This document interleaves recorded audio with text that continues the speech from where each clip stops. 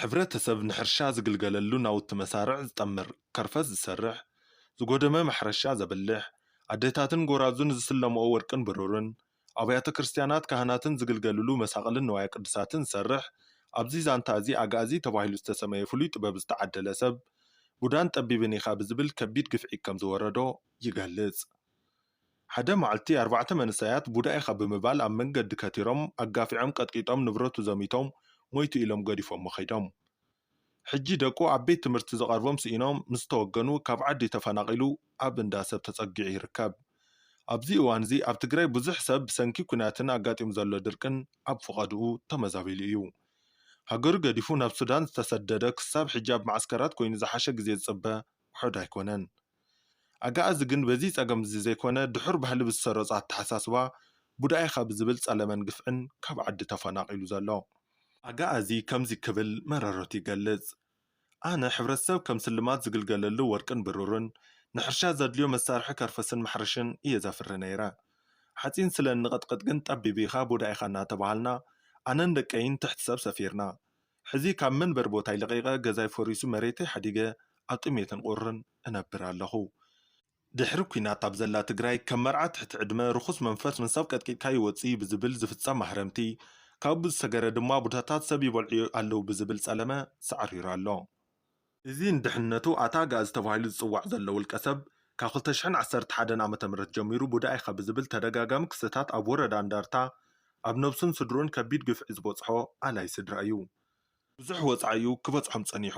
መንግስቲ ግን ትኹረት ከይሃበሉ ስቕ በሉ እናተባሃለ ሰብ እናሞተ እዩ መጺኡ። በዚ ጉዳይ እዚ ሞይቱ ኢልካ ናብ መንግስቲ እንተጠራዕኻ እኳ በሉ ስቕ በሉ ተባሂሉ ፍትሒ ከይተረኸበሉ መጺኡ ይብል ኣቶ በርሀ።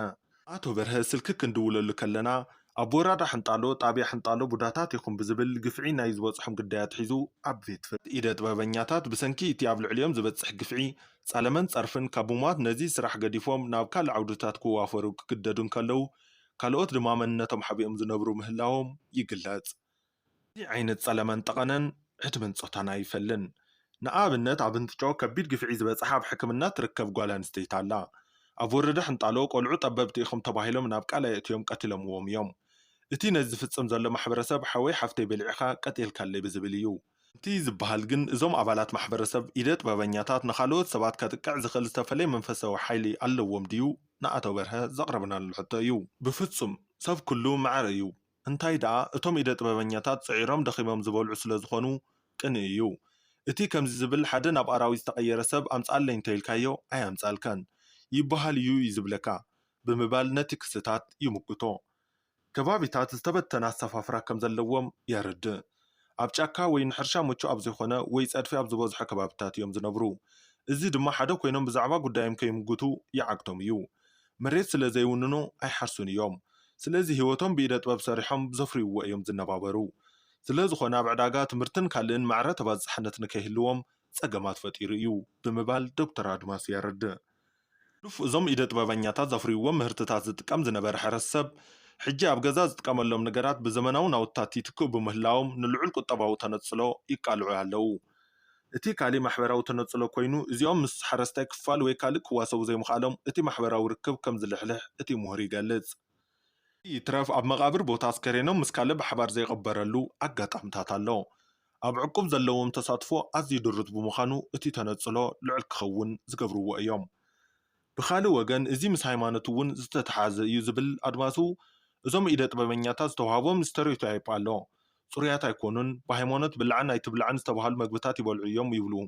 ንኣብነት ቆርበት ዘልፍዑ ብኣከዳድንኦም ሰባት ይጽየፍዎም እዮም ይብሉ።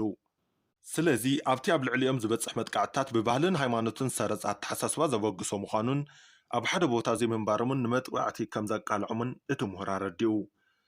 እንታይ ይገበር ንዝብል ሕቶ ኣብ ትግራይ ካብ ዝሓለፉ 15 ዓመታት እንድሕር ኣብ ልዕሊ ኢደ ጥበበኛታት ዝበጽሕ ጸለመን መጥቃዕትታትን ጎሊሁን ከቢድ ሳዕቤናት የብጽሕን ከም ዘሎ ካብ ማሕበር ኢደ ጥበበኛታት እቲ ክልል ዝረኸብናዮ ሓበሬታ ይመላኽት።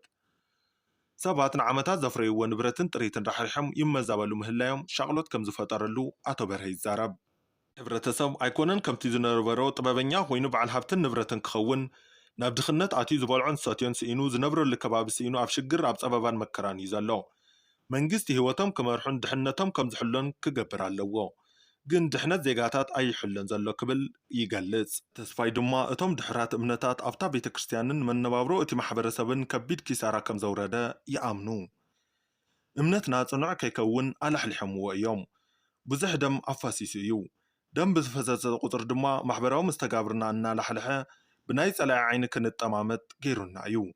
ብጥበብ ከይንዓቢ እውን ገይሩና እዩ።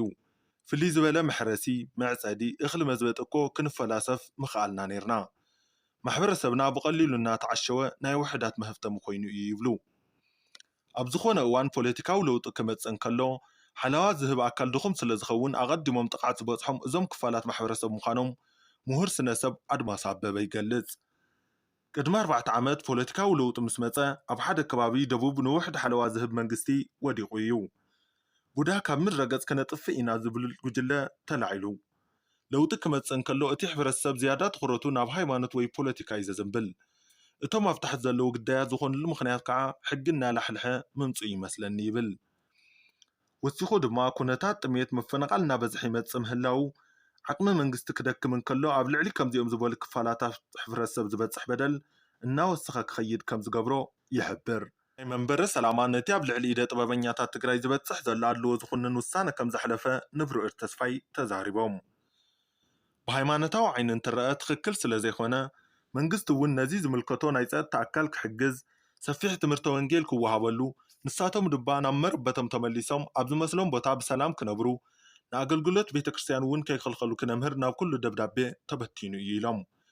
እዚ ክሳብ ዝኸውን ግን ኣቶ ኣጋዚ ካብ ስርሑን ናብሩኡን በኺሩ ደቂ እውን ካብ ዓዶምን ትምህርቶም ርሒቖም መዓልትታት ይቁጸሩ ኣለዉ።